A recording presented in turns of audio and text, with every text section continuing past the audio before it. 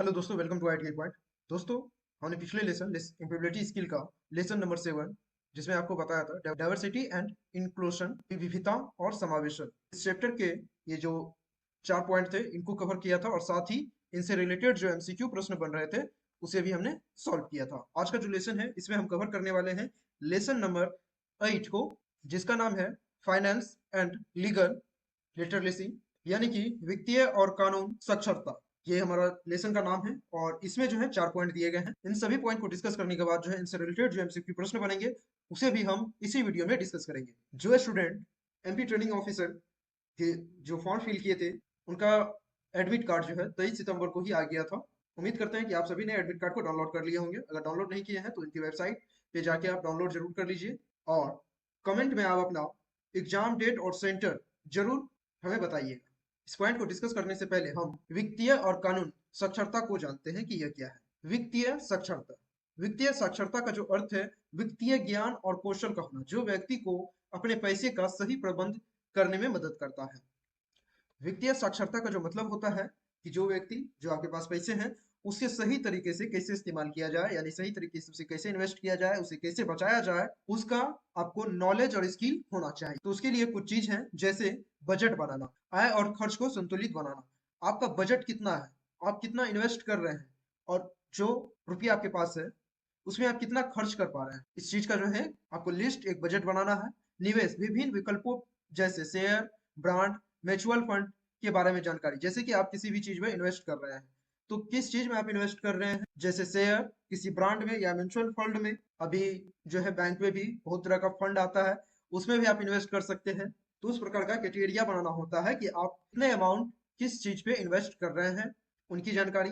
ऋण प्रबंधन, सही तरीके से ऋण लेना और चुकाना, जैसे कि लोन लेते हैं तो लोन लेने का जो तरीका है वो किस प्रकार से लेना है, और जितना आपने लोन लिया है, जितना अमाउंट का लोन लिया है, उसे सही समय पे आपको चुकाना है, ताकि उसका जो इंटरेस्ट आप पे ज्यादा न बढ़े। बचत, आपातकालीन फंड और भविष्य के लक्ष्य के लिए बचत की योजना बनाना। अगर आप सेविंग करते हैं शुरू से ही, तो कोई भी इमरजेंसी आपके पास पड़ती है, कोई ऐसा सिचुएशन आता है जहां से आपको जो इनकम मिल रही होती है वो आपको बंद हो जाती है मिलना, तो आपने जो सेविंग किया है उस सेविंग से अपने दिनचर्या को आप चला सकते हैं, अपने भविष्य के लक्ष्य के लिए योजना को बना सकते हैं। वित्तीय लक्ष्य, दीर्घकालीन और तत्कालिक वित्तीय लक्ष्य निर्धारित करना। शॉर्ट टर्म, लॉन्ग टर्म और मिडिल रेंज, इन तीनों टर्म में जो है आपको एक गोल को सेट करना है। उस हिसाब से आप अपने जो पैसे हैं, जो रुपया है आपके पास, उसको आप इन्वेस्ट कर सकते हैं या फिर उसे बचा सकते हैं। कानूनी साक्षरता, कानूनी साक्षरता का मतलब है कि कानून और विधियों की समझ, जिससे व्यक्ति अपने अधिकार और कर्तव्य को जान सके। कानून साक्षरता यानी लीगल लिटरेसी, कानूनी अधिकार, नागरिक अधिकार और कर्तव्य के बारे में जानकारी।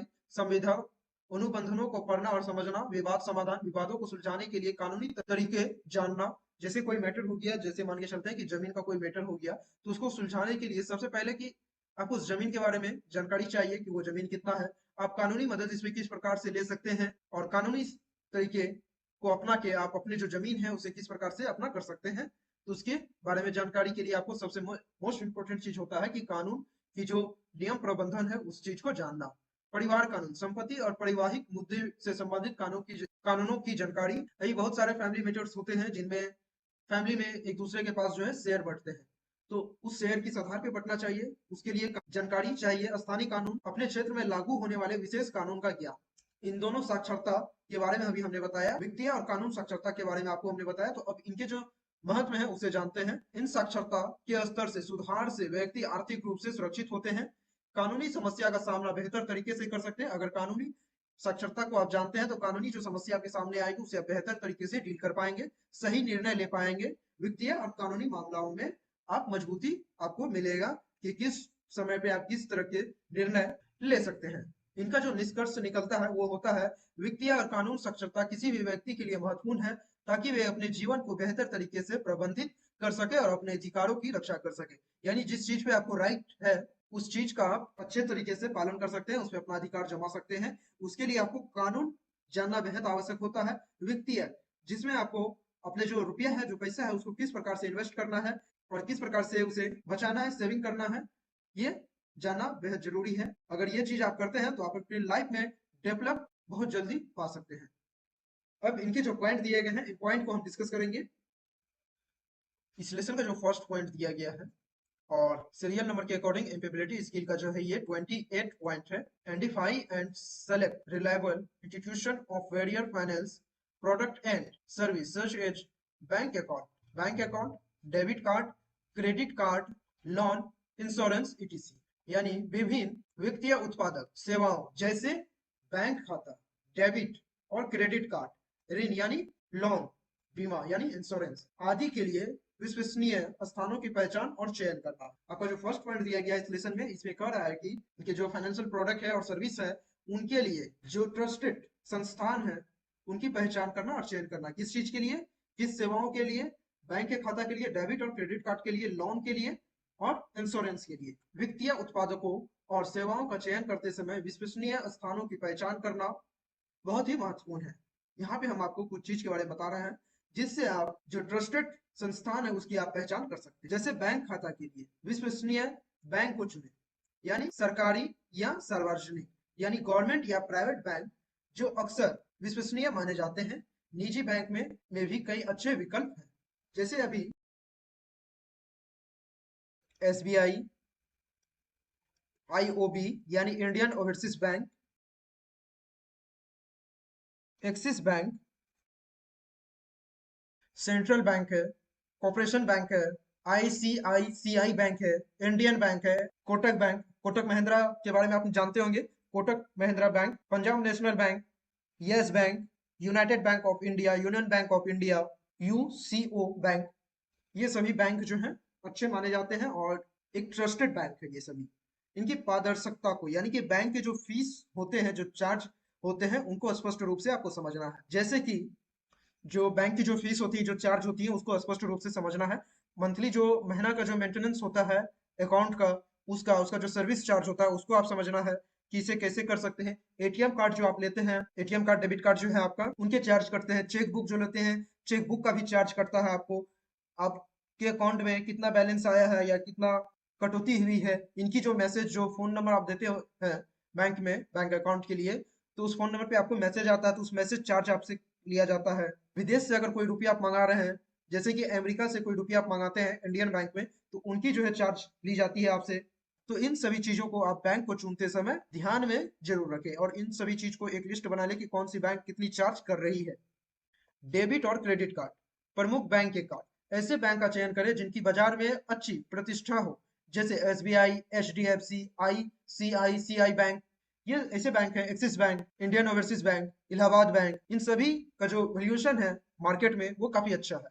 तो इन सभी बैंक से आप जो है डेबिट कार्ड और क्रेडिट कार्ड ले सकते हैं। ग्राहक सेवा कार्ड जारी करने वाले स्थान की ग्राहक सेवा की समीक्षा करें। ऋण यानी लोन, बैंक और एनबीएफसी, केवल लाइसेंस प्राप्त बैंक और एनबीएफसी से ही ऋण लें। यानी कि जिसे लोन देने का लाइसेंस मिला है, जिस बैंक को, जिन एनबीएफसी को, उनसे ही लोन ले। शर्त और ब्याज दर को भी अच्छी तरीके से समझ ले। सभी बैंक में अलग अलग जो है ब्याज की दर होती है, उनकी जो शर्त होती है वो अलग अलग होती है, तो उसकी भी तुलना आप जरूर कर ले। बीमा यानी इंश्योरेंस, बीमा कंपनियों का जो चयन है, यानी भारतीय बीमा नियामक और विकास प्राधिकरण, जो लाइसेंस प्राप्त कंपनी है, उनसे ही इंश्योरेंस कराए।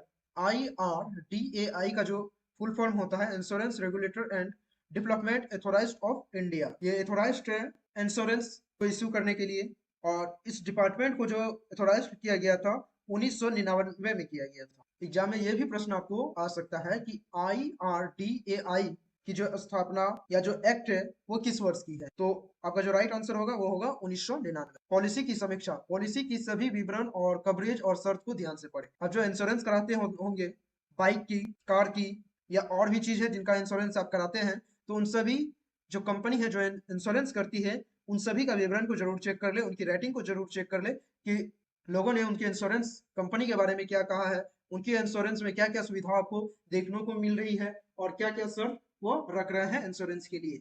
इन सभी को देखने के बाद ही आप इंश्योरेंस कंपनी का चयन करें।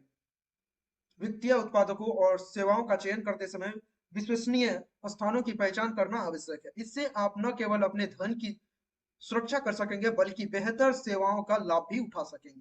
Carry out offline and online finance transaction safely and securely using various methods and check the entries in the passbook। विभिन्न तरीकों का उपयोग करके सुनिश्चित तरीके से ऑफलाइन और ऑनलाइन वित्तीय लेन देन करें और पासबुक की प्रविष्टियों की जांच करें। आप कोई भी प्रोडक्ट परचेज करते हैं, कोई भी प्रोडक्ट परचेज करते हैं, अगर आपके पास कैश होता है तो आप कैश में उसे देते हैं, अगर कैश नहीं होता है तो आप क्या करते हैं, यूपीआई के माध्यम से उन्हें पेमेंट करते हैं। तो जो अमाउंट आपके अकाउंट में होता है उनसे अगर कुछ अमाउंट को आप एटीएम कार्ड के द्वारा या डायरेक्ट बैंक से, एटीएम कार्ड या डायरेक्ट बैंक से विड्रॉल करते हैं या चेक बुक से आप अमाउंट को लेते हैं, उनकी जो ट्रांजैक्शन होती है उनका स्टेटमेंट निकलता है, वो निकाले और जांच करे कि आपने कितने रुपये विड्रॉल किए एटीएम के थ्रू, चेकबुक के थ्रू या यूपीआई से आपने ट्रांजैक्शन किया। सुरक्षित तरीकों से ऑफलाइन और ऑनलाइन वित्तीय लेन देन के तरीके। ऑफलाइन वित्तीय लेन देन बैंक शाखा के दौरान सीधे बैंक जाकर नगद जो है जमा या निकासी करना, यानी कि अमाउंट जो है आपके पास वो डायरेक्ट आप बैंक में जमा कर रहे हैं या निकासी कर रहे हैं यानी विड्रॉल कर रहे हैं। हमेशा टोकन ले और अपनी पहचान प्रमाणित करें। वहां पे आप कोई भी चीज विड्रॉल करने के लिए जाते हैं तो सबसे पहले आपको क्या कहा जाता है, फॉर्म, विड्रॉल जो फॉर्म होता है उसे फिल करके देना होता है। अगर जमा करने जाते हैं, डिपॉजिट फॉर्म को फिल करके देना होता है।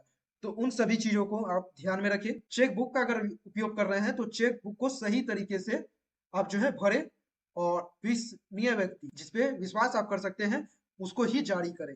कई बार क्या होता है कि हम चेक बुक पे एक कोई अमाउंट नहीं भरा होता है और हम साइन करके रख देते, वो ब्लैंक चेक कहा जाता है।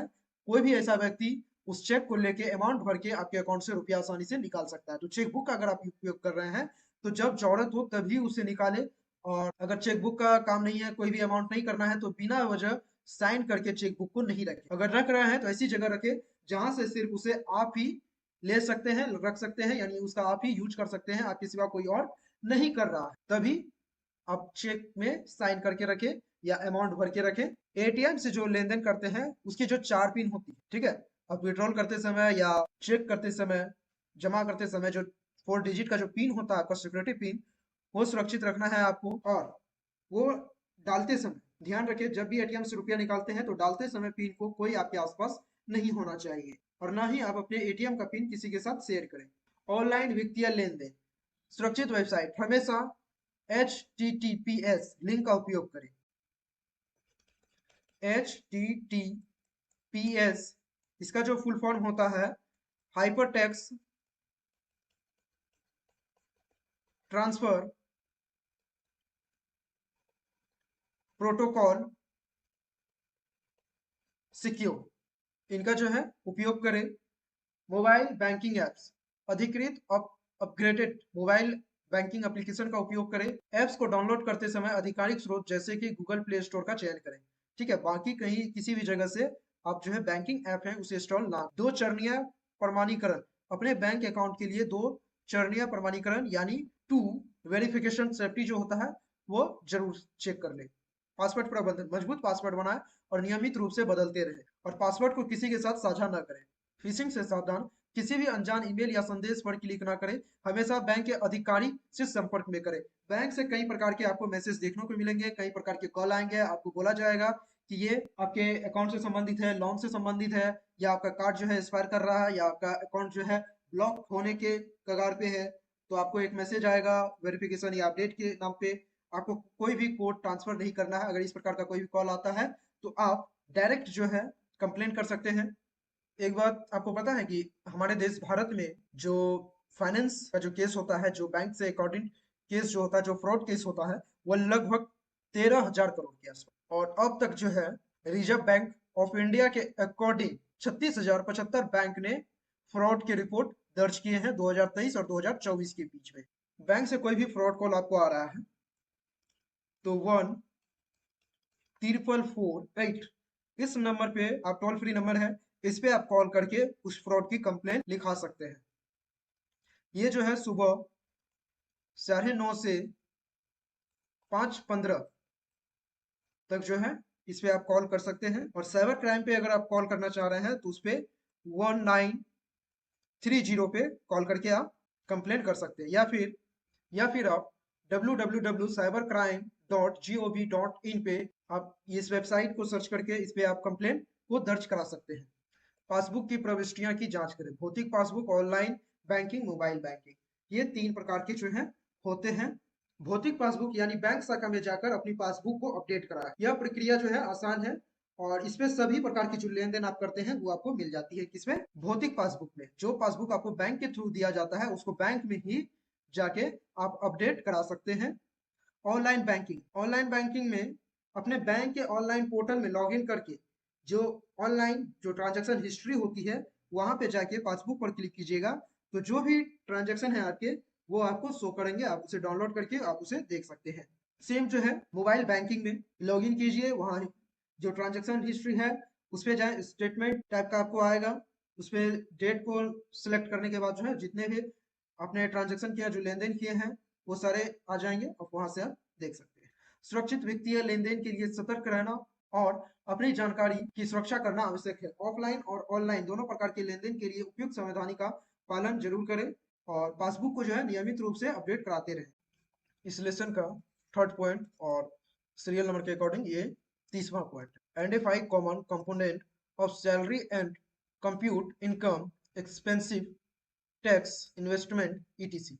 वेतन के सामान्य घटकों की पहचान करें और आय, व्यय, कर, निवेश आदि की गणना करें। वेतन की जो समान घटक जिसमें शामिल होते हैं आपका बेस वेतन यानी बेसिक सैलरी, ये वेतन का मूल्य भाग होता है जिसमें अन्य भत्ते और लाभ भत्ते यानी कि अलाउंस, ये आपको डीए, टीए, फूड अलाउंस और हाउस इन सभी मिलते हैं।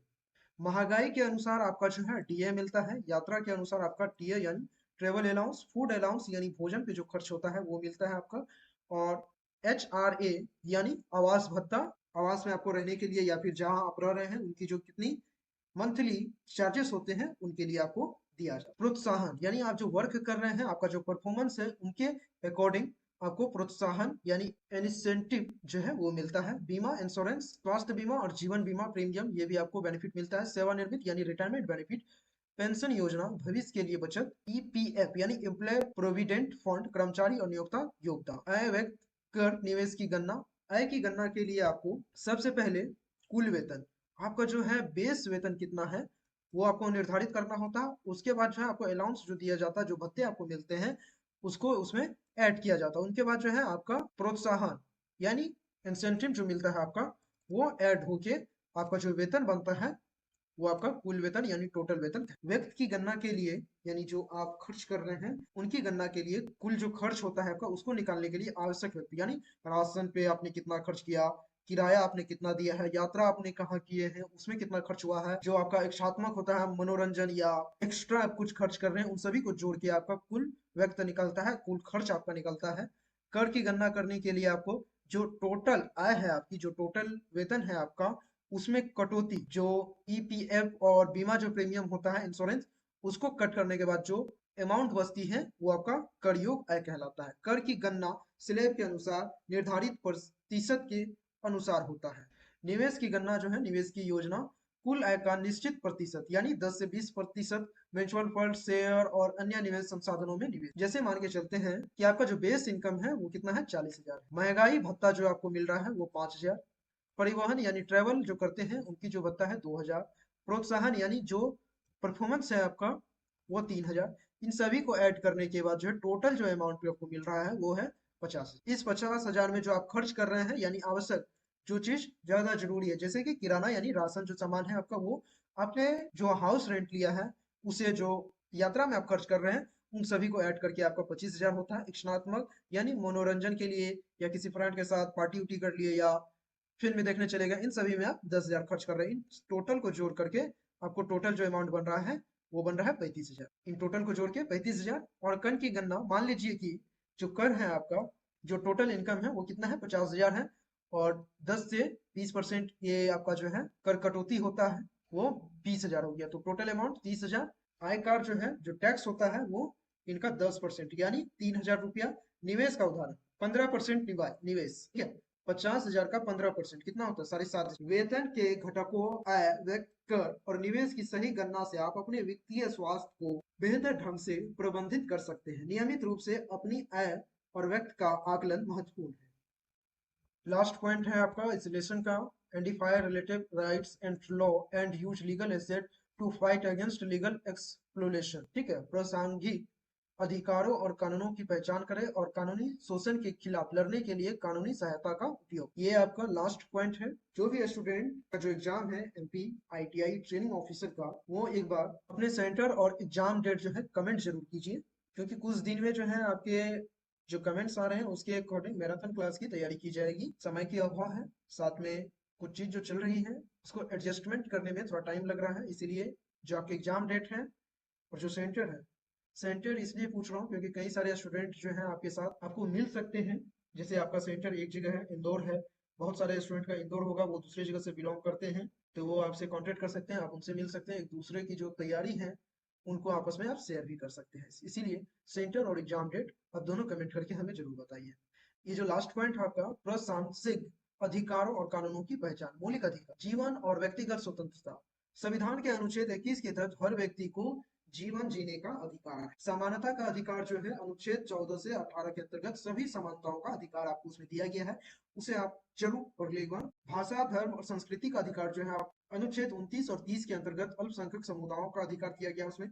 कानूनी अधिकार यानी श्रम कानून, श्रमिकों के अधिकार की रक्षा के लिए श्रमिक कानून का पालन किया जाता है, जैसे कि न्यूनतम वेतन अधिनियम, कार्यस्थल पर सुरक्षा। महिला अधिकार, महिलाओं की सुरक्षा के लिए विभिन्न कानून जैसे दहेज निषेध अधिनियम, घरेलू हिंसा अधिनियम। ये उपभोक्ता अधिकार, उपभोक्ता संरक्षण अधिनियम 2019 के तहत उपभोक्ताओं को सुरक्षा और न्याय संगत सेवाओं का अधिकार। कानूनी शोषण के खिलाफ लड़ने के लिए कानूनी सहायता का उपयोग। कानूनी सहायता सेवा, पुलिस की शिकायत, अधिकारियों से संपर्क, न्यायालय में आवेदन। अगर मामला गंभीर है तो आप डायरेक्ट जो है कोर्ट में, न्यायालय में जाके आप कंप्लेंट को दर्ज करा सकते हैं। अपने अधिकारों का पहचानना और कानूनी शोषण के खिलाफ लड़ने के लिए कानूनी सहायता का उपयोग करना बहुत ही महत्वपूर्ण है। कानून प्रक्रियाओं का सही उपयोग करके आप अपने अधिकारों की रक्षा कर सकते हैं और न्याय को प्राप्त कर सकते हैं। अब जो है हम एमसीक्यू को सॉल्व करते हैं। फर्स्ट जो प्रश्न है, वित्तीय साक्षरता यह समझना है कि धन का डैश किस प्रकार उपयोग किया जाता है। ऑप्शन, बचाया, खर्च किया, निवेश किया, बचाया, खर्च किया और निवेश किया। वित्तीय साक्षरता जो है यह समझाता है कि धन को, यानी कि जो राशि है, जो मनी है, उसको हम कहाँ पे खर्च करें और कहाँ निवेश करें। क्वेश्चन का जो राइट आंसर है ऑप्शन नंबर डी। महंगी चीजें जो हमारे जीवित रहने के लिए आवश्यक नहीं है वे डैश है। जरूरत, चाहते, विलासिता, बचत। इस क्वेश्चन का जो राइट आंसर है विलासिता यानी लग्जरियस। ये जो है हमारे जीवित रहने के लिए आवश्यक नहीं है। हमारे लिए जो आवश्यक क्या चीज है, जो चीज की हमें जरूरत है, जो चीज हम चाहते हैं हम कुछ करना। जैसे अभी आप टीओ बनना चाहते हैं यानी ट्रेनिंग ऑफिसर बनना चाहते हैं, ये क्या है आपका चाहत यानी वांट, आप ये चाह रहे हैं। और इस चीज के लिए जो है क्या चीज जरूरी है, पढ़ाई। ठीक है, पढ़ाई क्या है जरूरी, ये आपकी जरूरी यानी नीड है। बचत, आप अपने समय का बचत करके इस वीडियो को देख रहे हैं, ये हो गया आपका सेविंग। विलासिता यानी लग्जरियस, आप एसी रूम में बैठ के जहाँ लग्जरियस सोफा लगे हुए हैं, फैन लगे हुए हैं, 10 नौकर चाकर हैं जो आपके आगे पीछे कर रहे हैं, तो ये क्या है, ये हमारे जीवित रहने के लिए आवश्यकता नहीं है। हम किसी भी कंडीशन में अपने आप को सहज बना सकते हैं, वहां रहने के लिए अनुकूल खुद को कर सकते हैं। लेकिन हमारे लिए जो जरूरी है, जिस चीज की हमें जरूरत है, जो चीज हम चाहते हैं, और बचत, बचत चाहे वो समय का हो, पानी का हो या रुपया का हो, तो ये ऑप्शन ए, बी और डी, ये सभी चीज हमारे जीवित रहने के लिए आवश्यक है। विलासिता यानी लग्जरियस जो है हमारे जीवित रहने के लिए आवश्यक नहीं है। इस क्वेश्चन का जो राइट आंसर है ऑप्शन नंबर सी। जीवित रहने के लिए किन चीजों की जरूरत है। पिछले क्वेश्चन में किस चीज की जरूरत नहीं है और यहाँ पे जरूरत है वो पूछा जा रहा है। इच्छा, जरूरत, बचत, खर्च। जीवित रहने के लिए, क्वेश्चन को समझिए, यहाँ पे जीवित रहने के लिए किस चीज की जरूरत है। आपके जो ऑप्शन दिए गए हैं, इच्छाएं, जरूरत, बचत, खर्च। आप जीवित रहेंगे, आपको जीवित रहने के लिए क्या चाहिए, खाना, कपड़ा और मकान। ये तीन चीज की कम से कम नीड होती है हर एक व्यक्ति को। जब आपके पास खाना, कपड़ा और मकान है तभी आप किसी नए चीज को चाहने के लिए, किसी नए चीज को पाने की इच्छा रखेंगे। अगर आपके पास पैसा है तभी आप बचत कर पाएंगे, अगर आपके पास पैसा है, रुपया है, मनी है, तभी आप उसे खर्च कर पाएंगे। लेकिन हमें किस चीज की जरूरत सर्वप्रथम पड़ती है? खाना, कपड़ा और मकान। इस क्वेश्चन का जो राइट आंसर है ऑप्शन नंबर बी, जरूरतें। सुनीता हर महीने 10,000 रुपया कमाती है। मासिक बजट राशि निर्धारित करने के बाद वह 2,000 रुपये अलग से बचा पाए। वह इस पैसे का इस्तेमाल डैश के मामले में करेगी। सुनीता का जो पर मंथ का जो सैलरी है वो है 10,000 रुपया। हर एक चीज करने के बाद, यानी कि जो उसका बजट है उसके अकॉर्डिंग वो अपना महीना का सारा कार्य कर रही है, जिसके बाद जो है वो 2,000 रुपया वो बचा रही है। तो वो इस पैसे का इस्तेमाल किस चीज में करेगी? आपातकालीन स्थिति, पार्टी, बिल, यात्रा। इस क्वेश्चन का जो राइट आंसर होगा ऑप्शन नंबर ए, यानी कि वो 2,000 रुपया जो सेविंग कर रही है, वो 2,000 रुपया की जो सेविंग्स कर रही है, वो किस चीज के लिए कर रही है? आने वाले समय में जो जरूरत होगी उसे, तो वो उसका उपयोग कर सके, यानी आपातकालीन स्थिति, आपदा स्थिति में यानी इमरजेंसी में इस चीज का वो प्रयोग कर सके। तो इस क्वेश्चन का राइट आंसर हो गया ऑप्शन नंबर ए।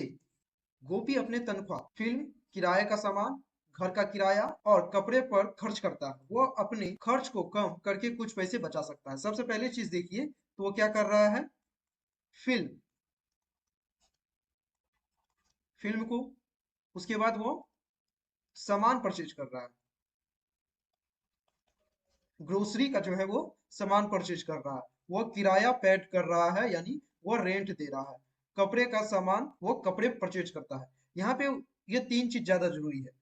ग्रोसरी का सामान, ग्रोसरी का सामान इंपॉर्टेंट है, घर का जो किराया है, जो रेंट है वो इंपॉर्टेंट है, और कपड़ा इंपॉर्टेंट। यहाँ फिल्म उतना इंपॉर्टेंट नहीं है। क्वेश्चन आपका देखिए यहाँ पे कह रहा है कि वो अपने खर्च को कम करके कुछ पैसे बचा सकता है, तो वो फिल्म को अगर नहीं देखता है तो वो अपने रुपये को बचा सकता है। तो इस क्वेश्चन में, आप क्वेश्चन के जो ऑप्शन दिए गए हैं उसमें आप देखिए कि फिल्म कहाँ है। फिल्म जो है सी ऑप्शन में दिया गया, तो इस क्वेश्चन का जो राइट आंसर होगा ऑप्शन नंबर सी, फिल्म। अगर वो फिल्म नहीं देखेगा, वहां रुपया उसका जो है खर्च नहीं होगा, तो वो रुपये को वो बचा सकता है, जो रुपया वो फिल्म देखने में खर्च करता है। सभी वित्तीय गतिविधियों डैश के माध्यम से की जाती है। बैंक, स्कूल, कॉलेज, कार्यस्थल।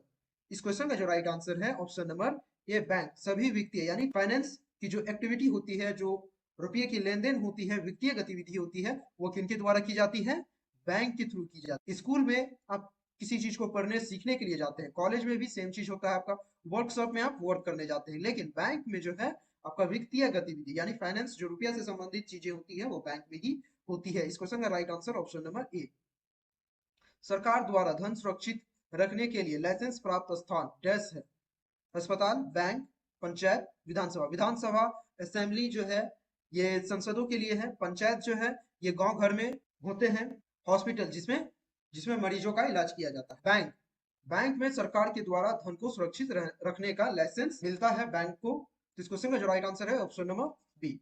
जब कोई व्यक्ति हर महीने एक निश्चित राशि जमा करता है तो वह डैश खाता होता है। आवर्ती जमा, बचत खाता, चालू खाता, समावधि खाता। इस क्वेश्चन में जो राइट आंसर है ऑप्शन नंबर ए, आवर्ती जमा यानी recurring deposit account. Option number A सही होगा। आर्या एक नई कंपनी ज्वाइन की। वे चाहते हैं कि वो एक डैश खाता खोले ताकि उसका वेतन जमा कर सके।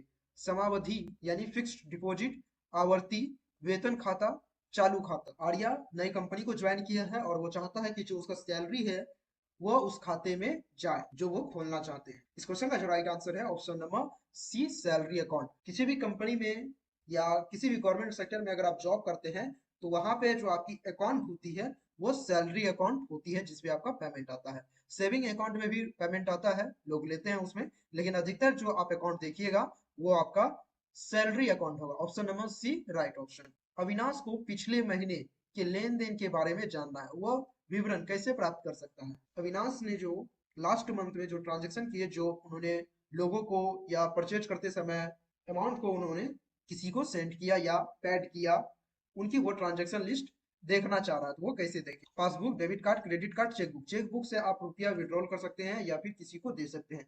क्रेडिट कार्ड जो है शॉपिंग करते समय इसका इस्तेमाल किया जाता है, डेबिट कार्ड का भी।